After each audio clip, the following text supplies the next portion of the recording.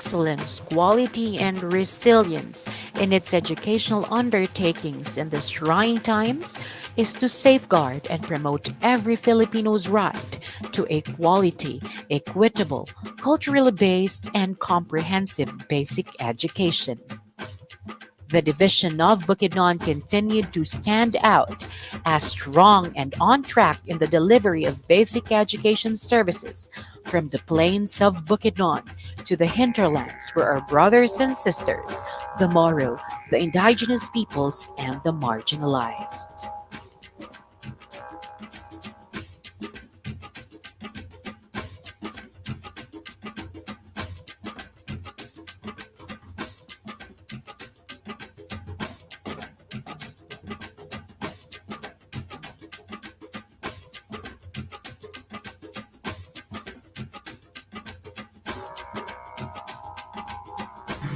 From each strategic and unyielding stint in education to its profound and charismatic perspective as a division, DepEd Bukidnon continues to impact the educational arena with fervor and dedication in the midst of rising from the hiatus of our history. This is Bukidnon culture, resilient, flourishing, unyielding, and strong. This is the DepEd culture. Welcome to DepEd Bukidnon, our sweet Bukidnon home. The division of Bukidnon adopts a new logo to represent our commitment to excellence and progress in education.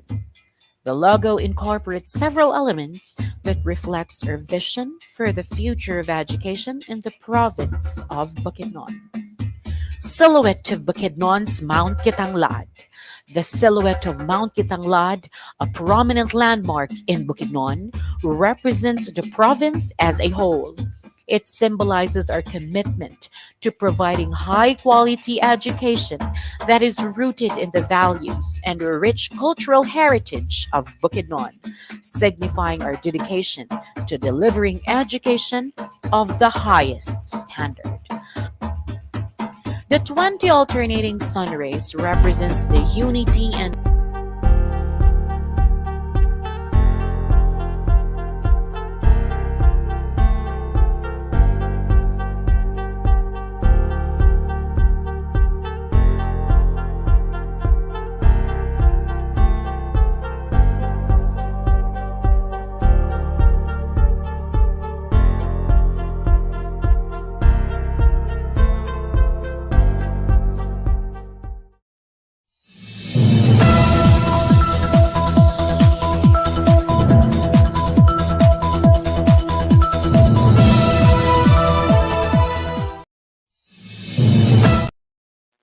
Maayong adlaw ka natong tanan. Ako si Ramon Gonzalez Abrera, aka Cadet Paulo, ang inyong Public Affairs Unit Lead Officer. Ug ako sab si Candice Racoma, ang inyong rakista, abogada aka Kadep Edrada. Kami ang inyong kauban, Kasaligan, kadampan, kadeped sa BigaTEN DepEd, Batang Panatag, Bansang Matatag.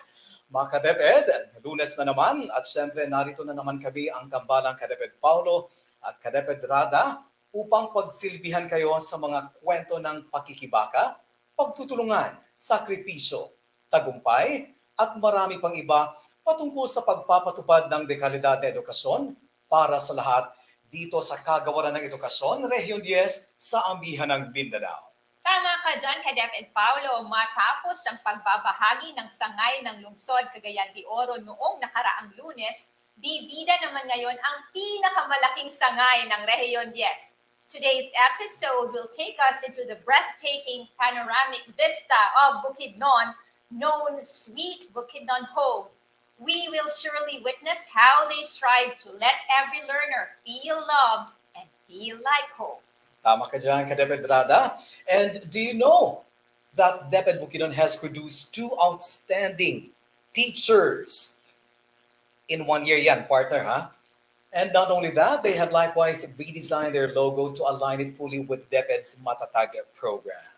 Now, partner, all of these and the exciting scoop of their football team that made a significant place in the 2023 Palarong Pambansa will be featured today. Kaya magsipaghanda na po tayo dahil sasagutin na natin ang tanong ng ating mga ka-DepEd Anong meron ngayon? Division of Bukidnon's guiding principle as it strives for excellence, quality, and resilience in its educational undertakings in these trying times is to safeguard and promote every Filipino.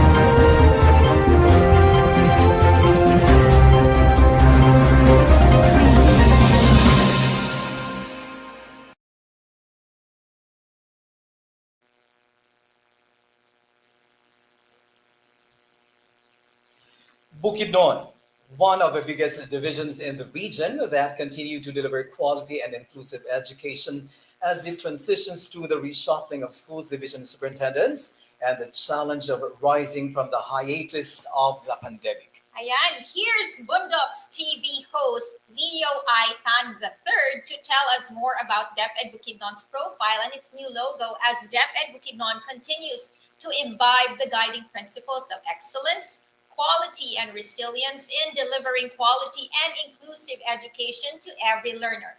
Let's all watch this.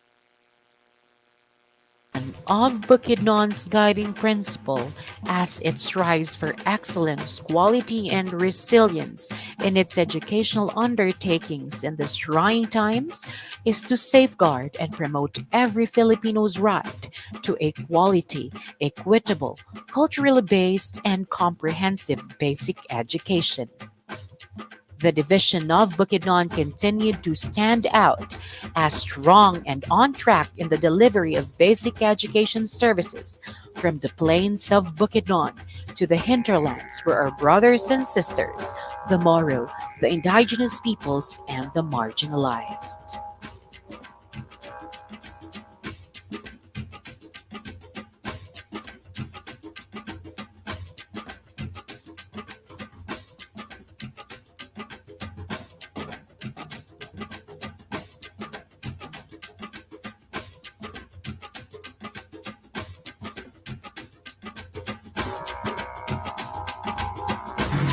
From each strategic and unyielding stint in education to its profound and charismatic perspective as a division, DepEd Bukidnon continues to impact the educational arena with fervor and dedication in the midst of rising from the hiatus of our history.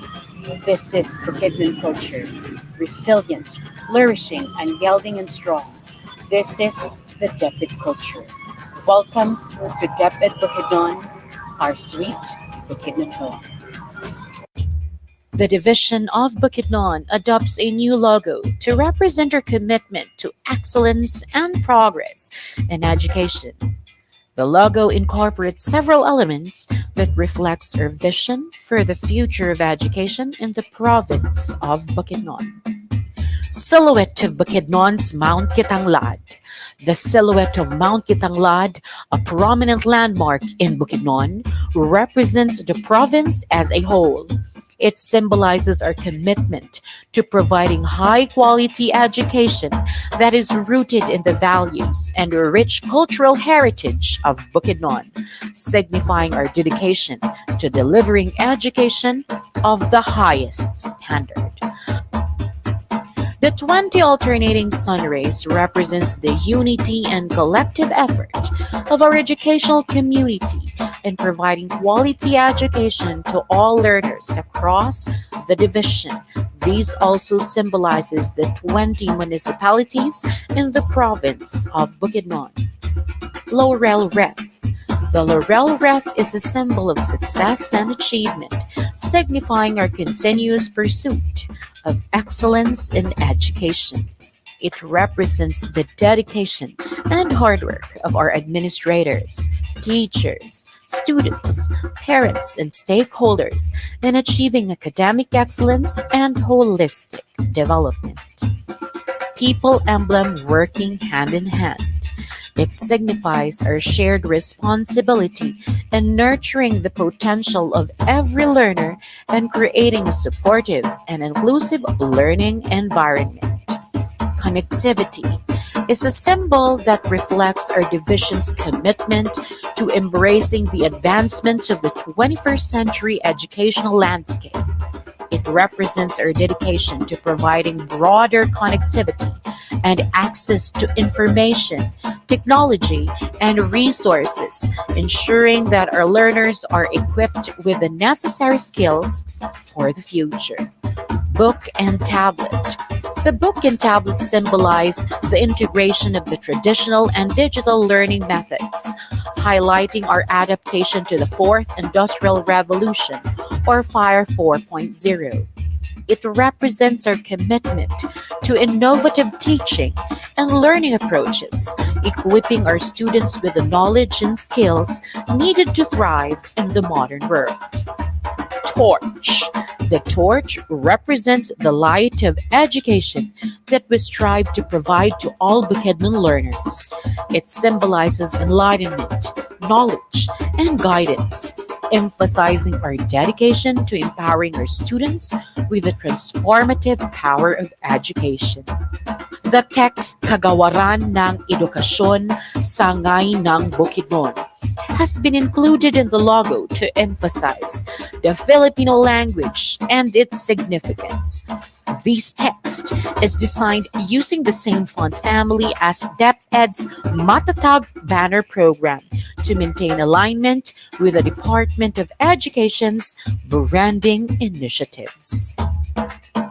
With a vision and commitment to excellence towards the new era of education, Dr. Victoria V. Gasso, Schools Division Superintendent of DepEd Bukidnon, and the Education Program Supervisors and Specialists came up with a logo which was then realized and redesigned by John Jomar L. La Victoria, a graphic artist and teacher of Impalutao Integrated School. DepEd Bukidnon is comprised of 752 schools, of which 648 are public schools, 102 are private schools, and 2 of them belongs to the state colleges and local universities and colleges.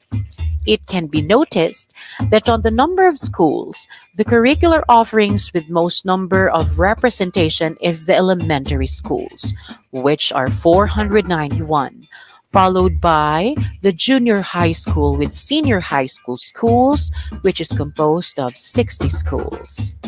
46 schools are integrated schools, 42 schools are indigenous people schools in different indigenous cultural communities. 6 schools are only offering junior high school, while 3 schools offering K-12 integrated schools. In the same manner, as previously presented, 102 schools are private and only 2 are from state colleges and local universities and colleges. The caliber of an organization's workforce heavily influences whether it succeeds or fails. The division of Bukidnon has a total workforce of 11,059. The lifeblood of the organization is the human resource, where our teaching personnel comprise 10,077. The teaching-related personnel totaled to less than 5% of the teaching personnel, which is only 495. And our non-teaching personnel totaled 487. As one Bukidnon, we work together to fulfill the current administration's wish for the separation of the northern and southern Bukidnon in the days ahead. With the assistance of our tireless regional director, Art Bayukot, we can expand our reach and better the delivery of our educational services. Like the verdant Bukidnon Bulls at the Bukidnon Fields, we remain strong and unyielding as we hurdle the challenges in education. Despite that, we find solace in the fact that we face what comes in the coming days together as a family, as a community, and as a humanity. Liko-liko kaura to sweet Bukidnon home.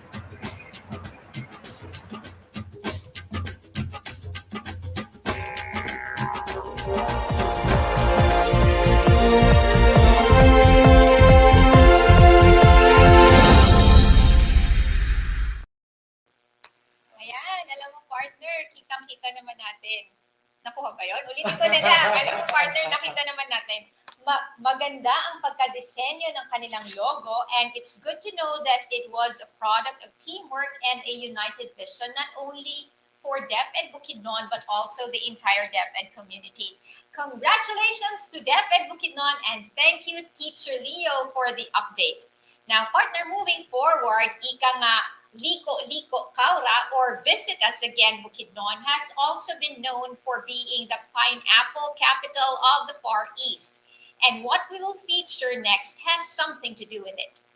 Indeed, partner, not only a wide pineapple field, but also a wide training ground for their footballers. Once called Bukidnon Gallopers, now Bukidnon Bulls, Team Bukidnon continues to make a name in the field of sports, even in the national and international levels. Yes, and here's a feature story of the young kickers and their preparation prior to Palarong Pambansa.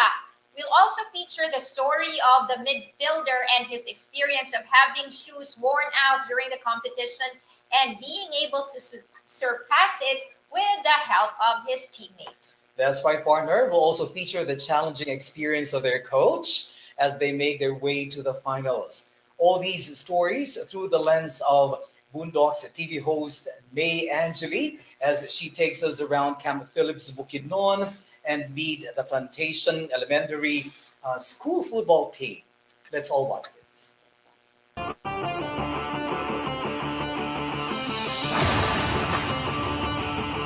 In a country that has obsession with basketball, other sports are often overlooked. Hence, the development of some other sports is stalled. Recently, however, one sport has flourished at a rate that is unparalleled: the game of football. Home of the footballers. That is what comes to mind when people hear Camp Phillips Bukidnon, the place where Plantation Central Elementary School is situated.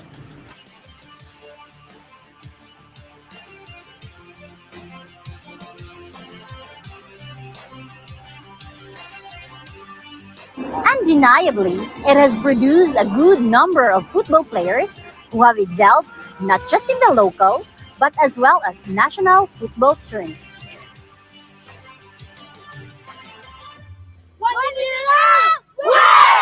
Today, let's get to know our young footballers who will represent Region 10 for the upcoming Palarong Pambansa in Marikina on July 29 to August 5, 2023. Hello, One Mindanao from Plantation Central Elementary School football team. Kumusta? Hirap! Say hello to the viewers! Hello! So, nakipangutana sa imuha. Imuha Tiago. Kinsa may nag-inspire nimo para magdula og football? Ako ang tito. Katulad, uban ko sa kumama sa plaza, dere. Now, tito nagdula sila. Ayun. Kita ko sa iya, inspire ko sa iya. Wala din ko, sugod ko, practice 5 years old. So, since 5 ka nagsugod og dula sa football. How about you, Gab? Unsa na imong pinakaganahan sa pagdula og football? Ang ganahan ako sa pagdula og football kay makatabang siya, makalingaw siya, makawala sa imong stress. Makatabang siya sa imong pag-eskwela like scholarships from universities and daghan akong natuan nga lugar tungkol sa football. So, tinuod yun, no? So, I know some nga nahimong varsity player because of football and you are following their footsteps. So, keep it up, Gab. How about you, Ken? Kinsa man unsa man what is it take para mahimo ka ng successful nga football player? Become a successful football player, you need to train hard and listen to your coach and don't stop when you're tired, stop when you're done. Oh, so grabe, no? Grabe ang wisdom sa ina. Pila mo edad? 12 ma'am. 12. So with that wisdom from a 12 years old, nag-gain na niya sa pagdula og football. So, atong suportahan ang Plantation Central Elementary School football team because they will represent Region 10 in the Palarong Pambansa in Marikina this July 29 to August 5, 2023. Wearing the appropriate football boots or soccer cleats is vital in every game, for it can improve comfort and performance, and most importantly, prevent injuries. Apan wala kini nahimong babag kay Ken Roger Istorio, midfielder, ug usa sa mga key players sa ilang team to give out his best play. Borrowing cleats from his co-player, his outstanding performance in one of their games contributed a lot to their victory. Paminawon nato ang iyang istorya. Itong namin sa among free qualifying meet sa Valencia Minaginaos. So sa pagka-Saturday namin tune up sa Golden Harvest sa Valencia. So playing akong sapatos na guba kay tungod sa mga pagdula. So nakaulam din ko sa akong amigo na si Dongi og sa shoes. So, gusto na ko pasalamat sa iya kay iyang gipaulam siya sa shoes. Salamat kayo. Tungod at yung sapatos na kitaulam. Nakadula kong tarong sa mong dula sa Tagum City. Sagay salamat sa akong mga teammates. Tungod at yung sapatos na gipaulam. Nakadula ko sakto o daog may kay iyang gipaulam. Salamat isa. Over the years, this vast field of green grasses has developed so many potentials of players. With no exemption, this has also been the training ground for these young athletes. Bringing pride and honor of Region 10, our young players have wider field to conquer, the Palarong Pambansa Battle Arena. To guide our football players every step of the way to the nationals, we have with us their coach, Mr. Fernando Chavez. Our preparation for the following semester, we conduct an intensive training. Before we conduct this training, we give counseling to our athletes to prepare their mindset. This training, what we are trying to develop is their attitude, the way they play with their teammates, so to communicate with each other. Communication that could lead to teamwork. You all know that teamwork is the key to success. In this training, we design a training matrix na ay mong guide nila sa anong activity nila sa lang training. We also tap trainers from different clubs to help us in the training. We give the athletes the physical and tactical to develop their skills in playing football. The most challenging situation I experienced as a coach happens at Tagum City during the final screening of athletes. And I found out that there were 6 of them na walay second page. So, nagpanic me and they told us that those 6 players, dili ka sila makadula. And they feel na demoralize sila. So, niadto mi sa PCA office sa wala ni katuod. Among getting to bigala na kong ulong kabata sa kanyang testicles. And then that was 4:30 in the afternoon. And then by 5 p.m. mag-close na ang PCA office. So, sad to say that they did not allow us to get the second page of the PSA because we are coming from the different region. And it needs confirmation for the parents. So, wala ko na-give up. I tried to talk with the manager and then last minute, isubok siya na makakuha mi and then I go to the cashier and paid the 6 documents of athletes. So, they were happy because right after we received the documents, nagtimbayan sila, nagpasalamat mi. And then when we go back there, fortunately, na-approve silang tanan. For the football team of Plantation Central Elementary School, we were namay na lang kung paabot para another opportunity for you to play to the highest level of this competition. I hope during the training you work for it, practice good, kay puhon-puhon na makuha nato ang atong kadaugan. And I hope during the game you will enter into the sportsman, you will enter into the spirit of the sportsmanship and with respect to all the members of the opponent teams. There is no doubt that Bukidnon has the potential to produce exceptional football players. Taking part in this sport not only keeps one healthy and fit, but it also helps learn several lessons of life such as discipline, teamwork, and responsibility. Fueled by their passion and determination, let's hope for the best as our little kickers get big dreamers kick off towards their dreams. Sabay-sabay, ang sipa ng pagkakaisa ang magiging tulay ng kanilang tagumpay.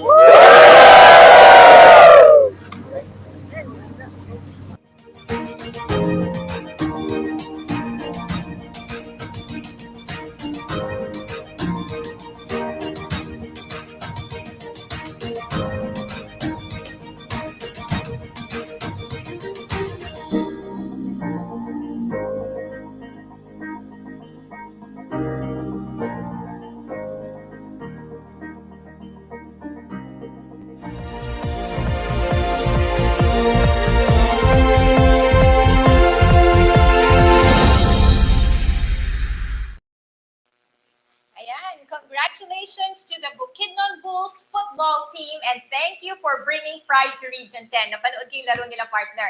And thank you also to Teacher Angeli for introducing us to our little kickers who are truly big dreamers and achievers. Indeed, partner, for the win, DepEd and Norman.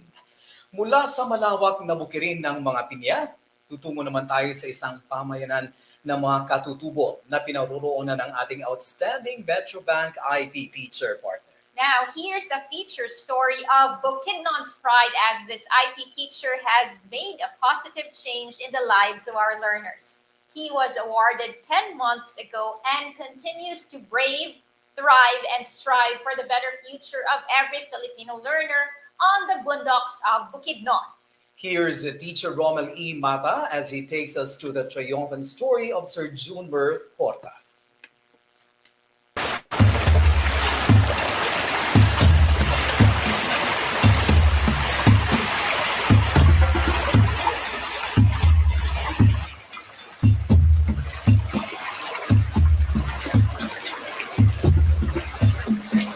In a remote corner of Bukidnon, where cultural traditions are deeply rooted and modern education is a distant dream, an extraordinary story unfolds. Mopyeno Masalom and welcome to the southern part of Bukidnon. Lies a far-flung community of Sitio Balugo, where education thrives amidst isolation, a land where the journey of knowledge is about to embark on a remarkable path.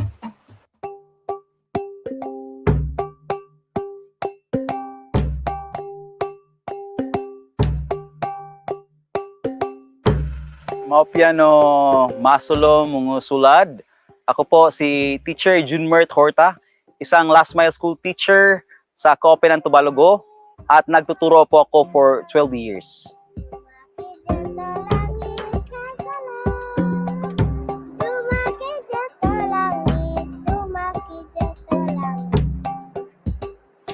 When I was a child, I used to go with other young people in our church, going to different mission schools and churches, giving relief goods to the indigenous community.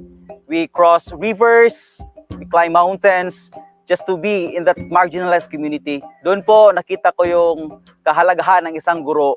Nakita ko na I have this passion to teach.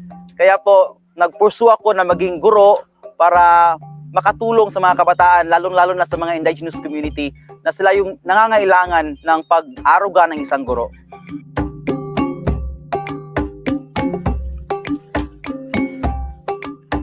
Ang naka-influence po sa akin na maging guro, yung pamilya ko. 5 kami sa magkakapatid, mga guro po kami lahat. Year 2015, I was a grade 5 teacher at Calagangan Central School at the time. I was given an opportunity to supervise our IP school. Balugo is the mission school which was formerly run by the 1,000 missionary and the Sulads. And with that task given me, napakahirap. Alam naman natin yung trabaho ng guro plus with this responsibility na binigay sa akin.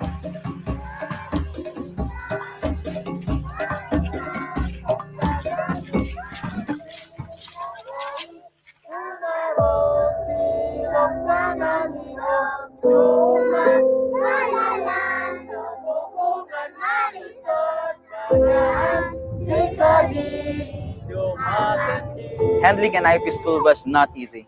I was discouraged and alienated. There was miscommunication because of language barrier. I get sick every time I hold a class from kinder to grade 6 with 104 learners alone. I started losing interest in becoming a teacher missionary. But I was delighted and reminded that I have been praying hard to God na gawin niya akong missionary teacher. I remembered walking alone in the Mother Road, crisscrossing 17 huge rivers just to be in school alone. With that additional task given to me and making other reports, I never felt the burden of going back and forth to and from the CTU school. Instead, I felt the joy serving these indigenous learners.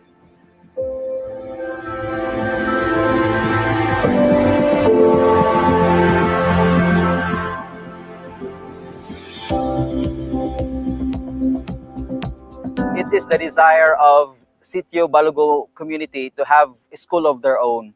I spearheaded the establishment of this school, the Last Mile School Covenant to Balugo.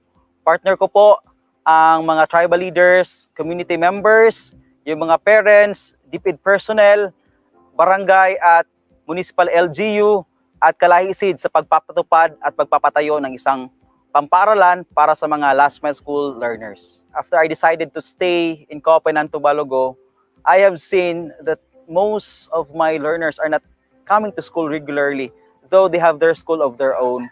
So this worries me personally because I know that they will not learn if they will not go to school.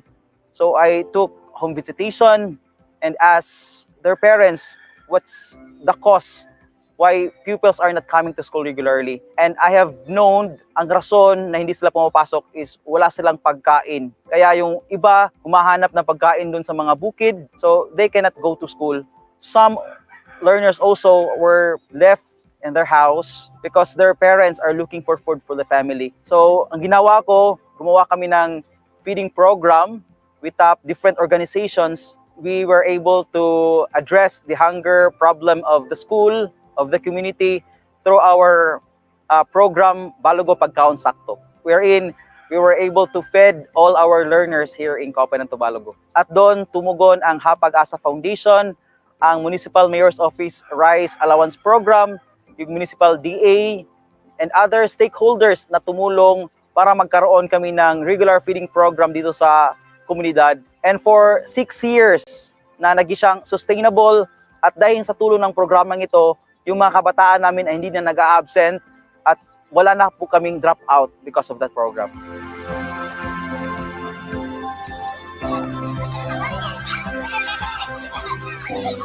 Ang naging benefit ng taga-community for this school is the learners will no longer hike for a couple of hours just to go to the barrio school.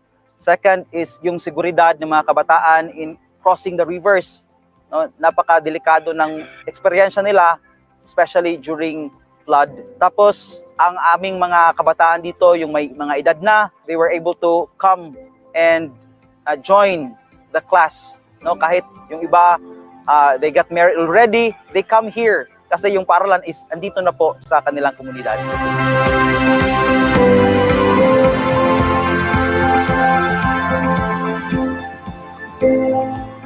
Actually fulfilling in my part, seeing that the indigenous community have their school. And I'm looking forward for the next years to come that there will be learners in this community who will be able to finish, graduate, get their profession, that they may be able to become an inspiration for their fellow IP students.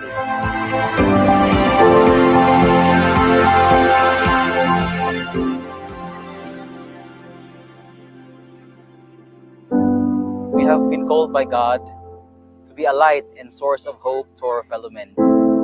We must do all that we can in the Lord's strength to be a beacon of light and hope to those in need.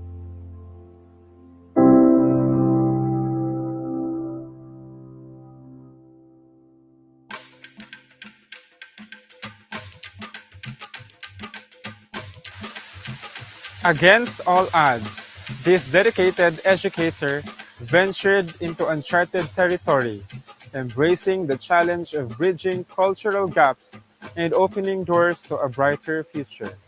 Through the lens of his experiences, we have seen the transformative impact of education on both the teacher and his students. It reminds us that education knows no boundaries, and when driven by compassion and a genuine desire to make a difference, remarkable things can happen. At the heart of this extraordinary story lies an unlikely hero, a non-IP teacher assigned as a missionary to this school. In a realm where cultural differences could have posed insurmountable barriers, this teacher embraced the challenges with open arms and an unwavering commitment to the principles of the Matatag program of the Department of Education.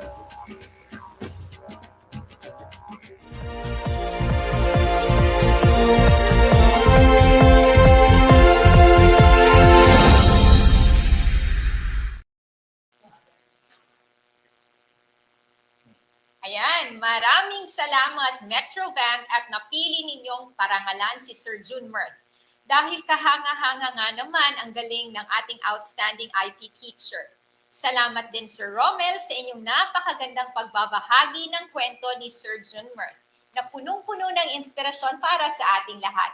Ikaw ba, partner, hanggang saan ang kaya mo? Akala ko hanggang saan naabot ang 20 pesos. Wala. Ikaw ba, partner, hanggang saan ang kaya mong gawin para sa ating mga mag-aaral? Magbibigay ako ng 20 pesos. And partner, if given the opportunity, I would definitely do the same, partner. Gagawin natin ang lahat na kaya natin para maipatupad ang dekalidad na edukasyon para sa ating mga mag-aaral. Pero syempre tayo, wala naman tayo sa field, di ba? Pagbutihin na lang natin ang ating papel dito sa BigaTEN DepEd. Kahit paano ay nakatulong na rin tayo sa ating mga teachers, sa ating mga mag-aaral, at sa ating mga partners dyan sa field na merong direktang koneksyon doon sa mga bata. Pero partner, di pa tapos ang pagbibigay puri natin sa sangayan ng Bukidnon dahil meron po tayong isang Master Teacher 1 sa isang last mile school sa Pangantukan na bibigyan din ng parangal ng Metro Bank. That's right, DepEd Paulo. Here's another feature story of Mr. Rex Sarria's innovative. Yeah, tama, innovative. Okay, ayan. Innovative strategies in English and mathematics literacy as he has also made an impact on the lives of the Last Mile School in Pangantukan, Bukidnon. His learnings from his professional development endeavor abroad became his springboard in developing the learners' literacy at Balogo Elementary School and creating meaningful linkages in both national and international arenas. Kaya tayo na mga ka-DepEd at samahan natin sina Teacher Edgardo M. Coming at Teacher Jessame P. Orpilia upang malaman natin ang mga inobasyon ni Sir Rex at syempre ang kwento ng kanyang tagumpay. Panoorin po natin ito.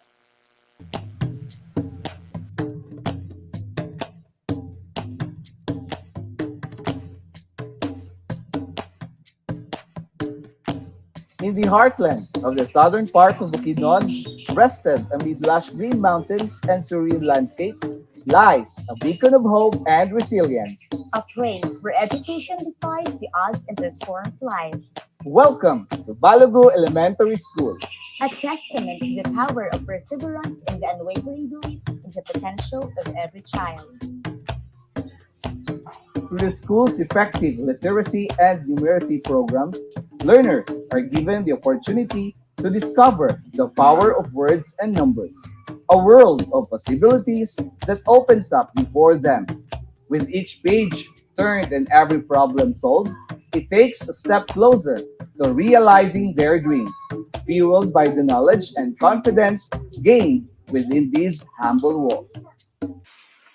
The journey has never been easy. When I arrived in this once so gloomy village in 2001 and was Balago Primary School then, which offers only grades 1 to 3. So starting grade 4, each child must walk around 10 kilometers a day to complete their elementary education. This inspired me to volunteer for one school year without service credit and without pay to assist the two teachers then while we increased the grade level offering from grade 1 to grade 4 in 2006. In the year 2007, I officially joined DepEd and took the helm, and that includes the massive gaps and deficiencies of a literal last mile school, like poor learning environment, absence of electricity, absence of educational technologies, textbooks, learning materials, and basically everything. But those challenges don't stop us from making learning happen. Balago Elementary School is a testament of a famous saying about a teacher who can make a difference in the lives of the learners even under the papaya tree. Believing that ultimate battle of literacy and numeracy is fought by the teacher alone in whatever circumstances there might be, with our commitment that involves deep dedication to the profession and passion to continuously improve ourselves, we became result oriented or result driven professionals. We always focus on our outcomes as basis of our plans and actions with utmost integrity, competence, and diligence. Learning focus na gidmidaan, wala pa ang kahit flagship sa DepEd sulong edukalidad as early as 2009. We are already practicing the 4S strategy or student subject support system, which is fully aligned with the agenda of the KITE flagship, which was launched in 2019, meaning we are 10 years advanced. I mean, we are already making maneuvers to make the curriculum attractive and appealing to students. So we are already working to improve our learning environment. At the same time, we are already giving support to each other as teachers right at the battleground, meaning we have a very strong support system as we aspire to be highly capable teachers right here in our own school. And we are already forging partnership and will engage our stakeholders, local and even abroad, for us to deliver basic education services at its finest, not as teachers, but as a community. Back in 2009 pa yun. Thus, in the year 2020, we joined the five most learning-focused public elementary schools in the whole country, and there are more than 45,000 elementary schools all over the archipelago. Being one of the five most learning-focused public elementary schools is so glowing and deeply fulfilling. And, it's, and it is not by chance because the same award was given to us in 2021. At all times, we make it a habit to revisit our initiatives. In the last 10 years, Balogo Elementary School strategically sustained its 4S, the Student Subject Support System. Number one, to ensure to deliver learning competencies in a way that is attractive and appealing to our learners. Number two, accelerate relevant, diverse, equitable, inclusive, and resilient basic education services. Number three, provide support to teachers by providing practical framework and resources to deliver instruction with the highest mastery. We need to reduce least mastered competencies, and that is the only way we could increase our learners' achievement. In Balogo, we developed our own instructional design framework, which we term as the RELA. R, reflection. E, which means educational objectives. Letter L means learning and teaching activities. And letter A is assessment. RELA Instructional Design Framework, a mastery-driven instructional design. And finally, number four, put the child at the center of all our activities. That is how a learning-focused Balogo Elementary School navigate that made it the 2020 DOST-SEI Project Star National Model School, and that is Skype, Sulong Edukalidad, and now Matatag Agenda is all about. Here, literacy is not just a goal, it's a reality. With zero non-readers, the school has ignited a passion for learning that reaches to the heart of every student, illuminating their paths for a brighter future. Since 2008, we have this what we call collaborative basic literacy program. So this strategy is to address the reading proficiency or reading problems among our grade 1 students. We would want to solve reading issues right at the earliest stage.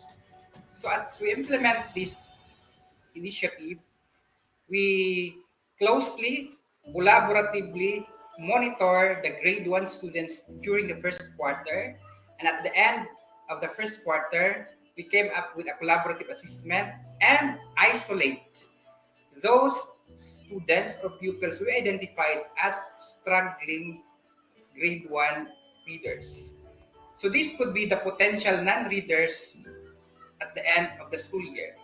At the beginning of the second quarter, the teachers from grade 2 to grade 6 will adapt those identified struggling grade 1 readers to undergo a daily remedial session with their foster reading teachers who are teaching grade 2, grade 3, grade 4, grade 5, and grade 6, meaning the struggling grade 1 readers will be assisted by all teachers across grade levels.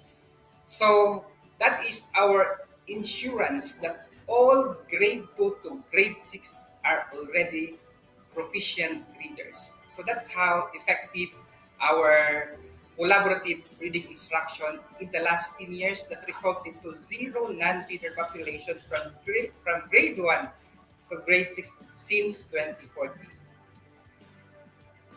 And aside from that collaborative reading instruction, we also have an daily reading assessment.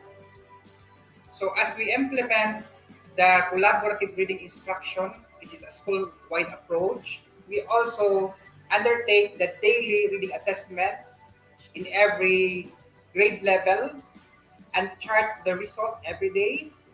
And based on the result of their daily reading assessment, they will be provided with the reading practice or reading practice materials, which they will bring at home every night and to be checked the following day. With unwavering commitment, teachers have crafted an innovative numeracy program that has propelled their school to lead math competition. Their passion for the subject inspires young minds to embrace the beauty of numbers and the power of logical thinking. For numeracy, we have a collaborative instructional designing using RELAP framework through lesson study. We are now using innovative approaches in teaching mathematics like open approach, teaching to problem solving, and design thinking as methodologies to problem solving. We need to develop learners' reasoning and analytical skills at the maximum level because we want them to become creative, problem solvers, and critical thinkers. We choose those approaches through lesson study because we want to provide rich and meaningful learning experiences to our learners. Born into a world where challenges seem insurmountable, learners find hope and inspiration to explore their potential and to become well-rounded individuals ready to make their mark on the world. Tapos, kining JC Lauren, puyo sa Balangkaw. From I in 10 years old. Sa una, sa mong eskwelahan na una ko. Ano ko, sunod na mo sa Balogo Elementary School, kung paminaw sa akong mga classmate, hinay kay kong mabasa. Dako kayo kong pag-uol. Mo ko, nakauna ko, mag-study ko basa sa mong balay. Kay mga meta sa Balogo, sige, o gatag lain basahon. Kay presidiyan sa balay. Ako po, sige po ko study sa basa sa mong balay. Dako kay kong kalipay, manahimo ko independence reader na rin ko karon. So, dako kay kong natunan og basa sa Balogo. Daghang salamat. Ang pagkonsentrate o paguna-una mao ang pinakamayong abilidad nga akong napa-improve sa akong kaugalingon. Sa among math, mao gyud kana ang kanunay akong mabantayan na magsige ni og maguna-una. ug sa kadugayan akong nabantayan kung unsa ka importante ang maghuna-huna para makabuhat ta og maayong butang ug lihok ug para makasulbad ta sa atong problema dili lang sa atong bisan pa sa akong kaugalingon ug sa akong pamilya. What we are doing now about literacy and numeracy were fully integrated with our 2023 to 2028 school improvement plan. So in terms of sustainability, that is something I am assured of. In the next months or years, I know our RELA framework will be scaled up not just in mathematics but across all learning areas. I am confident our RELA will slowly but surely deliver us to resounding success before 2028. It will make Balago Elementary School remain as one of the most learning-focused public elementary school in the country. In this place of triumph over hardships, we find hope. The resiliency of Balogo Elementary School echoes the matatag spirit of the Bukidnon people, a spirit that refuses to succumb to adversity and dares to dream amid the toughest of challenges. Brave enough to endure the trials of the demanding journey in empowering education. A great reminder that even in the most remote corners of the world, the power of knowledge knows no boundaries.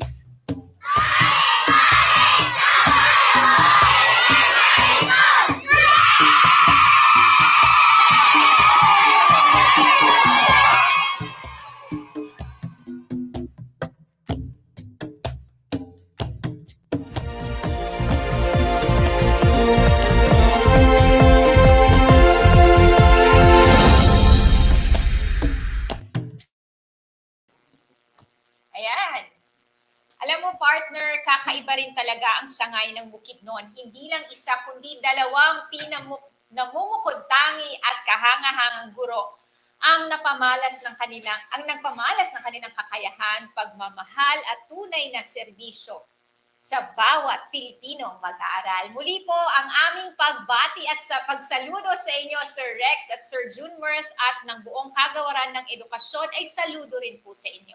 Salamat din po, Teacher Ed at Teacher Jessa, sa buong Boondocks TV team at sa buong sangay ng Bukidnon sa pagbabahagi ng kwentong ito ng pag-asa, tagumpay at inspirasyon. We have truly felt your love and dedication toward quality and inclusive education. Indeed, welcome home to sweet Bukidnon home.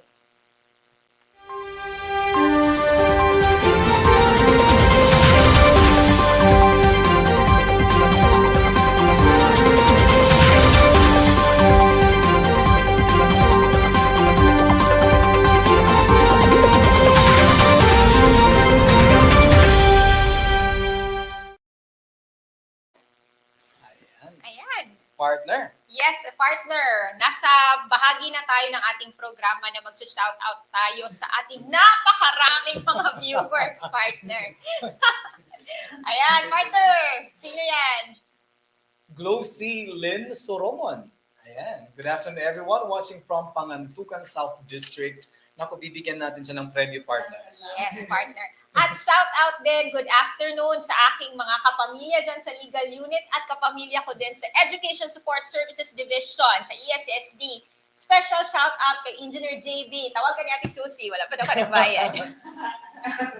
At sa mga participants din pala, partner, ng SHOTS Solo Regional Training of Trainers. Saan yan, partner? Sa NAYAP ngayon. Okay. Ang focus naman nila ngayon ay science. At saka next week, mathematics. Ayun yung binasa natin nung nakaraan. Yes, naalala ko. Yes, ayan. Yes. Okay. Science ngayon. Okay. Ayan. Sige.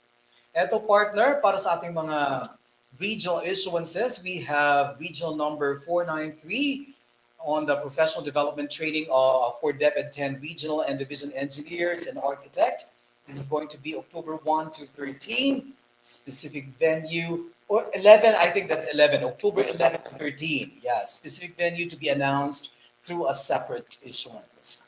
Another regional memorandum, 495, on the Teachers' Day program. At the partner, following Presidential Proclamation number 242, designating September 5 to October 5 as National Teachers Month, and Republic Act number 10743, establishing October 5 as National Teachers Day, all schools division offices shall conduct a Teachers Day program before October 5 with a theme Together for Teachers, signifying the 4 A's of gratitude, appreciation, admiration, approval, and attention. The staging of the Teachers Day program must be scheduled prior to October 5. Hence, our schools division offices shall provide the regional office with their program schedules for the RO officials' presence, participation, and support during the World/National Teachers Day celebrations in the field. So, bibisitahin natin sila, partner. Ganun ba, partner? Okay, partner. Now, we also have Regional Memorandum number 496, Series of 2023 on the submission of the Schools Division's Consolidated Reports of Learner Rights Protection or LRP cases. Amin pala to, partner. Nakikita niyo sa inyong mga screen ngayon ang ating link, and the submission of the reports should be made on or before September 20. And we also have Regional Memorandum number 497, 2023, the reminder on the working hours and workload of teaching personnel for school year 2023 to 2024 as per memorandum from Memorandum DM of the OU-HROD-2023-1116. All schools, division offices, and public elementary, junior high schools, and senior high schools shall observe the following. Exercise a fair and equitable distribution of teaching workload to maximize the 6 hours of actual classroom teaching, to protect the 2 hours of all teaching personnel to cover for work incidental to teaching duties, and accord priority to assigning actual classroom teaching over ancillary, administrative, and non-teaching tasks to teaching personnel. That's right, partner. Another Regional Memorandum 509, Corrigendum and Addendum to Regional Memorandum number 478 on the conduct of the Regional Semestral Program Implementation Review with Schools Division offices. The schedule of the PIR pre-work has been moved from September 21 to September 26. Regional Memorandum 510 on the regional orientation of elementary school heads to lesson study and teaching mathematics through problem solving and other new trends. Research introduced by STAR. This is going to be at NAP Regional Office, Region 10, October 16 to 17. The participants for this activity are the division mathematics supervisors and elementary school heads, preferably district math lead principals. At meron pa, partner, we also have Regional Memorandum number 512, Series of 2023 on the regional orientation, implementation review, and inventory of available learning resources on the Alternative Delivery Mode or ADM program at NAIAP Region 10 from October 18 to 20.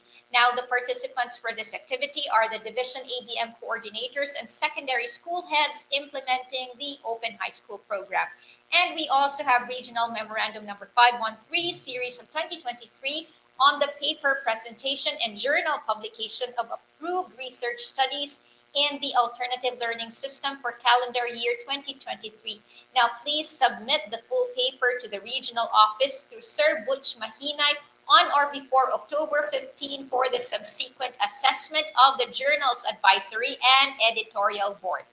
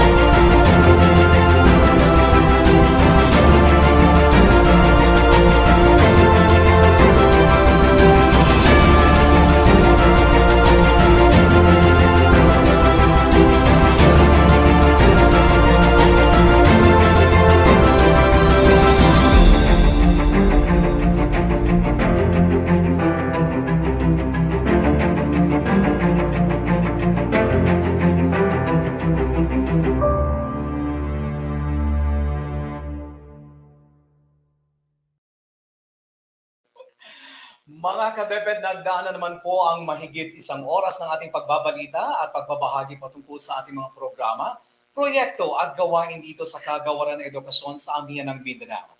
We say thank you to the following for making every episode of BigaTEN DepEd possible. Of course, our Regional Director, Dr. Arturo B. Bayocot, CESO 3, Assistant Regional Director, Federico P. Martin, CESO 5, our guest division for today, the Division of Bukidnon, headed by SDS Victoria V. Gazo, ASDS Lanila M. Palapar, and ASDS Marian M. Aliera. Of course, we also say thank you to IDO Daryl Macario, Boondocks TV Director Leo I. Tan III, and Team Bukidnon for today's episode titled Lig-On Bukidnon, Celebrating Outstanding Educators and Athletic Triumphs. Of course, we would also like to thank our very own BigaTEN DepEd Creative Force, Kadeped Paulo. Thank you very much. We would also like to thank RJ Kirit, Ralph Simon El Mabulay, Dennis Carl Fuentes, Fatima E. Villaremo, and Clifford D. Liponhay. Our support staff from the Office of the Regional Director, the Liga Unit, the Public Affairs Unit, and the Information Communications Technology Unit. Again, Sir Elson Hamero, Wisty Del Osabo, and Team Canigan for the BigaTEN DepEd jingle, and Sir Nick Pañares for his generosity in helping us always facilitate our account for the use of the StreamYard platform. Now, thank you also to our DepEd Regional Office 10 family. Thank you to the 14 schools division offices, all our DepEd schools, all our stakeholders, lahat ng ating mga ka-DepEd at sa lahat ng nanonood sa atin ngayon. And of course, Paulo, thank you to our learners, the heart of DepEd Region 10. Maraming salamat po. At sa ating mga Regional Office 10 volleyballers, see you in a while. Uulan! Ulan ba yan? Ulan yan. Hindi mo. So, antabayan na niyo ako dyan. Darating na ako dyan. Magtatapos na yung programa. Kita-kits sa September 25 para sa atong sunod na edisyon sa BigaTEN DepEd 10. Kauban ang dibisyon sa Misamis Oriental. Ituloy po natin ang tradisyong BigaTEN DepEd tuwing Lunes, alas 3 ng hapon. Mga ka-DepEd, din hinatapos ang atong ika-75 edisyon sa BigaTEN DepEd Season 4. Ako si Ramon Gonzalez Abrera, aka ka-DepEd Paulo, ang inyong Public Affairs Unit Lead Officer nga nagaingon matatag na programa para sa matatag na edukasyon at kinabukasan ng mga batang Normin. Ug ako sab si Candice Racoma, ang inyong rakista, abogada, aka ka-DepEd Rada, usab nagaingon. Lig-On tawhanon og mabungahon nga DepEd para usab sa Lig-On og hayag nga kaugmaon sa atong mga bata og sa tibuok nasod. Sa gihapon, kami ang inyong kauban. Kasaligan. Kadangpan. Siyempre, ka-DepEd. Hangtod sa sunod gayon, kini ang BigaTEN DepEd, Batang Panatag, Bansang Matatag.